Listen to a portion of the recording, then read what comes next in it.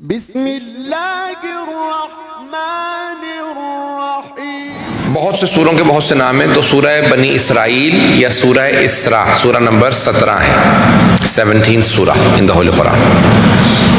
اور اس سورہ کے اندر اللہ سبحانہ و تعالیٰ نے معراج کا تذکرہ کیا، اسی لیے بہت سے اس کو سورہ بنی اسرائیل نہیں کہتے بلکہ سورہ اسراء۔ اسراء یعنی سیر کروانا، رات کے وقت سیر کا نام اسراء ہے، اور اس میں معراج کا تذکرہ ہے۔ اس کے علاوہ سورہ نجم،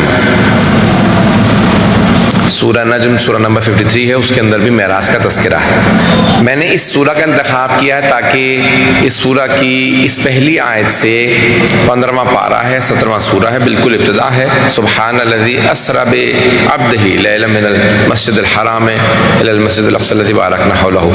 اس آیت سے معراج جسمانی ثابت ہوتی ہے۔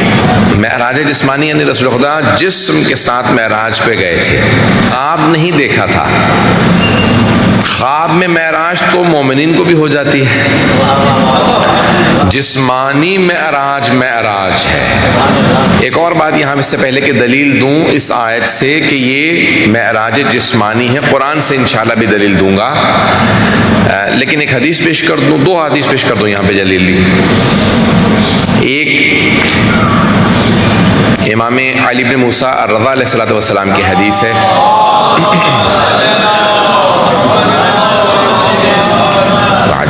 فرماتے ہیں کہ جو چار چیزوں کو نہیں مانتا وہ ہمارا شیعہ نہیں ہے، جو شفاعت کو نہیں مانتا وہ ہمارا شیعہ نہیں ہے، جو معراج جسمانی کو نہیں مانتا وہ ہمارا شیعہ نہیں ہے۔ بہرحال باقی چیزیں بھی ضروری ہیں، لیکن یہ دو چیزیں کیونکہ آج معراج سے متعلق ہیں، اس میں شفاعت بھی ہے اور اس میں معراج جسمانی بھی ہے۔ جسم کے ساتھ رسول خدا معراج پہ گئے تھے۔ اس دوسری حدیث جو شہید الصغیب نے اپنی کتاب معراج ہے، ان کی کتاب معراج، اس میں لکھی ہے، فرماتے ہیں کہ معراج رسول خدا کے لیے نہیں تھی، معراج ہے عروج سے، یعنی سفر کرنا کسی بلندی کی طرف۔ تو وہ فرماتے ہیں معراج رسول خدا کے لیے نہیں تھی کہ رسول خدا کوئی ترقی کرنے جا رہے تھے یا آسمان کی سیر کرنے جا رہے تھے تو وہ معاذ اللہ ان کا مقام کم تھا، معراج پہ جانے سے بڑھ گیا، ایسا نہیں ہے۔ ہمارے کیونکہ دوسرے مسلمان بھائیوں کا زور اسی بات پہ ہے کہ پیغمبر کو معراج ہوئی اور اس سے ان کا رتبہ بڑھ گیا، ان کا مقام بڑھ گیا، اس لیے ہمارے ہاں بعثت پہ زیادہ تاکید کرتے ہیں، معراج پہ کم تاکید کرتے ہیں کہ بعثت رسول خدا کا اعلان رسالت آج ہی کا دن تھا، اور معراج آسمان پہ جانا۔ علامہ طباطبائی نے بحث کی ہے کہ 2 مرتبہ پیغمبر کو معراج ہوئی ہے، بعض نے اس سے بھی زیادہ لکھی ہے، لیکن علامہ طباطبائی کہتے ہیں 2 سے زیادہ مرتبہ ثابت نہیں ہے، لیکن 2 مرتبہ ثابت ہے قرآن کی روح سے۔ اب مجھے اس میں بحث نہیں ہے کہ 2 مرتبہ معراج پہ گئے، لیکن وہ یہ کہتے ہیں، بہت سی بحث کرتے ہیں ہمارے برادران کہ رسول خدا معراج پہ گئے، اس کے بعد پھر رسول خدا کو ترقی ملی، وہ ترقی ہوئی جو دوسرے انبیاء کے پاس مقام نہیں تھا کہ آپ معراج پہ گئے۔ ہمارے علماء کا نظریہ یہ ہے کہ یہ پیغمبر کے لیے ویسے ہی ممکن تھا، معراج پہ جانے کی وجہ سے ممکن نہیں ہوا، ان کا ویسا ہی رتبہ تھا، اللہ نے بنایا ہی ایسا تھا کہ ان کا اتنا مقام تھا، معراج پہ جانے سے ان کا کوئی رتبہ بڑھا نہیں ہے۔ توجہ کیجیے گا، کیوں معراج پہ گئے، کیوں لے کے گئے؟ شہید الصغیب نے پوری ایک روایت وہاں پہ بیان کی ہے، کتاب ہے ان کی، لیکن میں خلاصہ کر کے اشارہ کر رہا ہوں، صرف آگے بڑھ جاؤں گا۔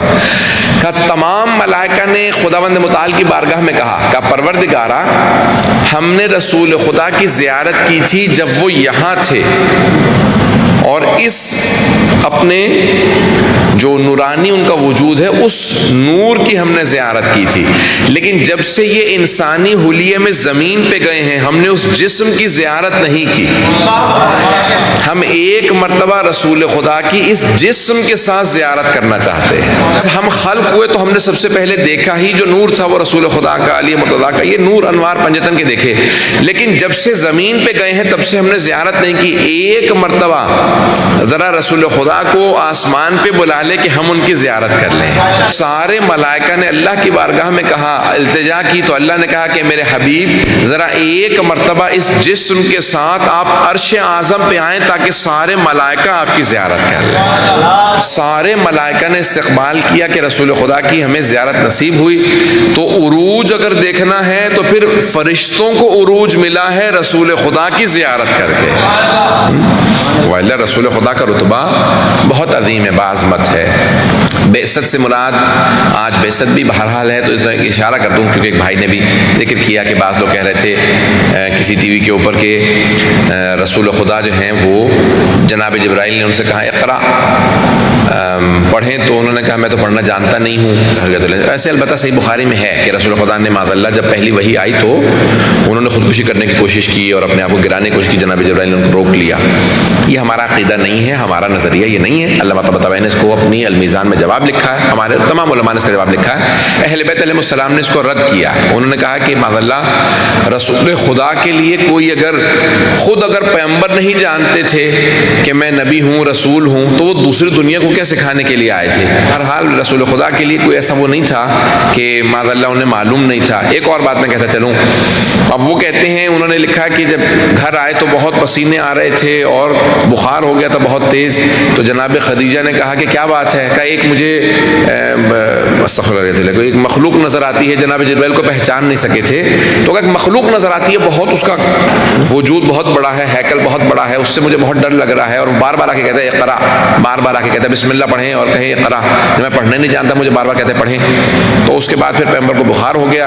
جناب خدیجہ نے کہا میرا کزن ہے، وہ کرسچن منک ہے، وہ ایک پادری ہے عیسائی، اس کا نام ورقہ بن نوفل ہے، اس کے پاس چلتے ہیں شاید وہ بتا دے کہ کیا ہے۔ گئے اور اس نے ورقہ تو سمجھتے ہیں نا، ورقہ پیج کو کہتے ہیں نا اردو میں، تو ایک ورقے نے مدینۃ العلم کو بتایا کہ آپ نبی ہیں، اور اس کے بعد پھر رسول خدا نے کہا کہ معاذ اللہ استغفر اللہ رب اللہ، کہ اچھا ٹھیک ہے، پھر یہ جو نظر آ رہا ہے مجھے بار بار کا وہ کوئی فرشتہ ہے اللہ کا، جناب جبرائیل ہوں گے اور وہ آپ کے پاس آ رہے ہیں۔ استغفر اللہ، ایسے نبوتیں ثابت نہیں ہوتی بلکہ مشکوک ہو جاتی ہیں۔ پتہ نہیں بات واضح ہو رہی ہے نہیں ہو رہی ہے؟ تو عزیزان گرامی، جناب رسول خدا جو تمام انبیاء علیہ السلام کے سردار ہیں، خاتم النبیین ہیں، اس طرح سے ان کی نبوت ثابت نہیں ہوتی۔ ہمارا یہ عقیدہ ہے کہ 2 برس کے سن میں رسول خدا کا دل صاف کرنے کے بعد انہیں پاک و پاکیزہ نہیں کیا، جو آئے ہی دنیا کو پاک کرنے کے لیے ہیں، انہیں پاک ہونے کی ضرورت نہیں۔